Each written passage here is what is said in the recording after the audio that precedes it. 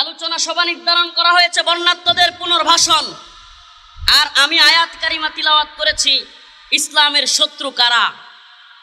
অনেকেই মিল খুঁজে পাবেন না, আমি বলবো এটার মধ্যে অনেক বড় মিল আছে। দয়া করে কেউ যদি এদিকে না এসে ওদিকে বসলে মনে হয় ভালো হবে, মনে কিছু নেবেন না, কারণ এখানে আসলে মঞ্চে এটা কাপাকাপি শুরু হয় এবং হুজুর মনে কিছু নিয়েন না, ওই দিক থেকে একটা রাস্তা করলে আমার মনে হয় ভালো হবে। প্রিয় হাজিরিন, আবারও বলতেছিলাম আলোচনার বিষয়বস্তু আজকের নির্ধারণ করা হয়েছে বর্ণাঢ্যদের পুনর্বাসন। কিন্তু আমি আয়াতে কারিমা তিলাওয়াত করেছি লাতাজিদান্না আশাদ্দান নাস আদাওয়াতাল লিল্লাযিনা আমানুল ইয়াহুদ ওয়াল্লাযিনা আশরাকু। মুমিনদের কঠিন শত্রু রূপে আল্লাহ পাক বলেছেন আশাদ্দান নাস, মানুষদের মধ্য থেকে তোমরা পাবে শত্রুতা হিসেবে তোমরা দেখবে ইহুদি এবং মুশরিকদের। আলোচনার বিষয় বর্ণাঢ্যদের। আমি আয়াতে কারিমা তিলাওয়াত করেছি মুসলমানদের শত্রু। কেউ কেউ এটার মধ্যে যোগসূত্র খুঁজে না পেলেও আমি বলবো অনেক বড় যোগসূত্র রয়েছে। আজকের এই নোয়াখালী এবং ফেনী কিংবা এই অঞ্চলের বন্যার পিছনে কর্তৃত্ববাদী, হিন্দুত্ববাদী, ব্রাহ্মণ্যবাদী, অখণ্ড ভারতের স্বপ্ন দেখা সেই গুজরাটের কসাই মোদী সরকারের প্ল্যান রয়েছে। অতএব বর্ণাঢ্যদের কথা বলতে গেলে প্রথমেই বলতে হবে এই ব্রাহ্মণ্যবাদী, হিন্দুত্ববাদী, এই জালেম অখণ্ড ভারতের স্বপ্ন দেখা, রাম রাজত্ব কায়েমের স্বপ্ন দেখায় হিন্দুত্ববাদী, ব্রাহ্মণ্যবাদী তাগুতি শক্তি এই ইন্ডিয়ার বিরুদ্ধে। আমার আলোচনার বিষয় খুবই সংক্ষিপ্ত, লম্বা করার সুযোগ নেই। হুজুররা চলে আসতেছেন, নামাজের পরে ওনারা আলোচনা করবেন। আমরা নামাজের বিরতির মধ্যে যাব অল্প কিছুক্ষণের মধ্যে।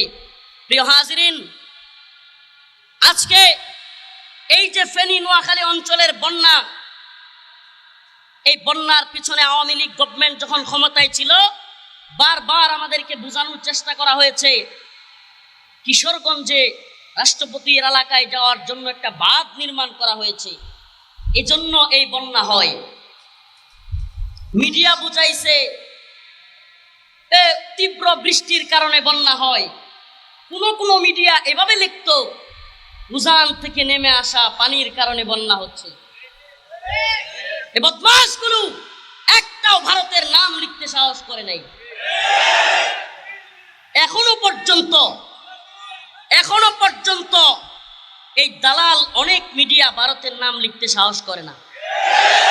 লিখতে সাহস করে না নাকি চাটুকারিতা করে? চাটুকারিতা করে।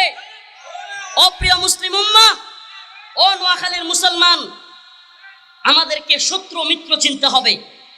আমাদের বন্ধু কারা, শত্রু কারা। আমাদেরকে কেউ কেউ রাজনীতি শিখায়, কেউ কেউ অর্থনীতি শিখাতে চায়, কেউ কেউ আমাদেরকে পররাষ্ট্রনীতি শিখাতে চায়। আমাদেরকে আর্থসামাজিক অবস্থান, অর্থনৈতিক অবস্থান বুঝে কথা বলতে বলে। আমি বলি শুনো, আমরা সব বিষয়ে রাজনীতি, অর্থনীতি, পররাষ্ট্রনীতি এগুলো বুঝে কথা বলবার চেষ্টা করি। কিন্তু যদি আমাদের সামনে ইস্যু চলে আসে ইসলামের, আমাদের সামনে যদি ইস্যু চলে আসে ঈমানের, আমাদের সামনে যদি প্রশ্ন চলে আসে রাসূলুল্লাহ সাল্লাল্লাহু আলাইহি ওয়াসাল্লামের, তখন আমরা রাজনীতি, অর্থনীতি, পররাষ্ট্রনীতি বুঝি না। কথা খুব ক্লিয়ার বুঝতে হবে। আমরা পররাষ্ট্রনীতি বুঝি, আমাদেরকে পররাষ্ট্রনীতি বোঝানোর দরকার নাই।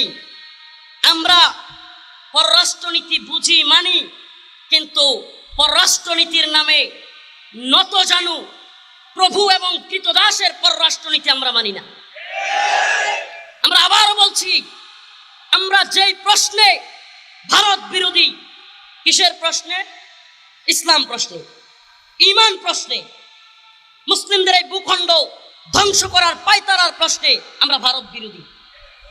একই প্রশ্নে আমরা আমেরিকার বিরোধী। কথা খুব ভালোভাবে বুঝতে হবে।